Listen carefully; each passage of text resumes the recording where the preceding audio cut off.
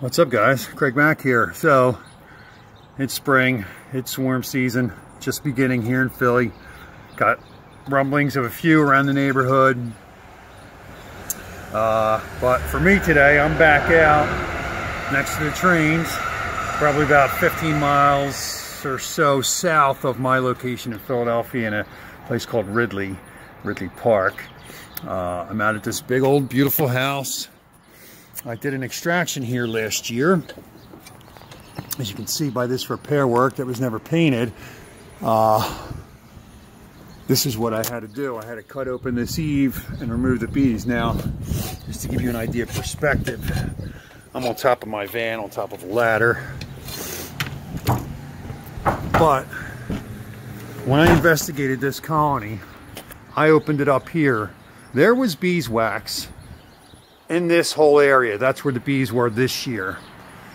The bay next to it, and the third and the last bay, there at one point have been bees in this eave from this corner all the way to the end of my patchwork.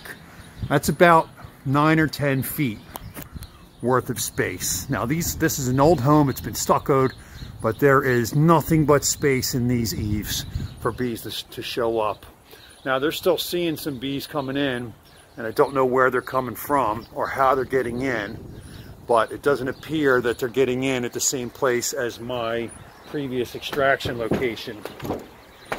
But their bees have been scouting this area, so I set up a couple of pieces of plywood in the gutter with a 10-frame box, a couple of drawn frames, 8 empties, and I strapped it inside to the window. Now generally I would set these flat, but this, as you can see, is on a pitched roof, so it's going to be a pitched trap.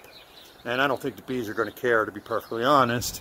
I think they're just going to get in there and get to work. So evidently there's a beekeeper across the train tracks over here in this neighborhood somewhere, and evidently his bees are on the move. So I also set another trap down in the backyard, hoping that maybe they'll find that and they'll hit that, or they'll hit this one. And at this point, that's about the best I can do. Fortunately, these people are very, very understanding.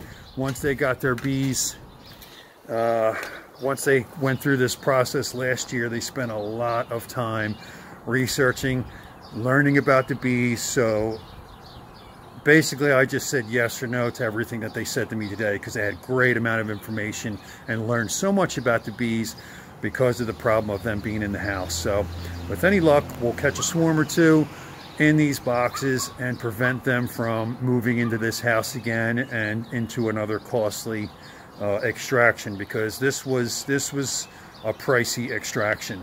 Because you can see it's about 30 feet up. I had scaffolding set up, I had BVAC, all that stuff in order to accomplish this one. And you know, if you're going to get into doing cutouts and you don't have the capabilities to do something like this, then don't take these jobs on, because it's not worth it to get in over your head on something like this.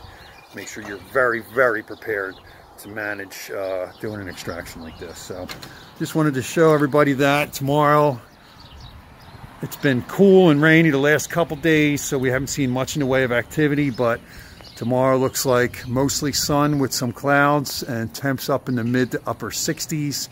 And my guess is they're going to get a swarm coming their way this week. So knock on wood, we'll get some more bees. Thanks for watching, guys. Later.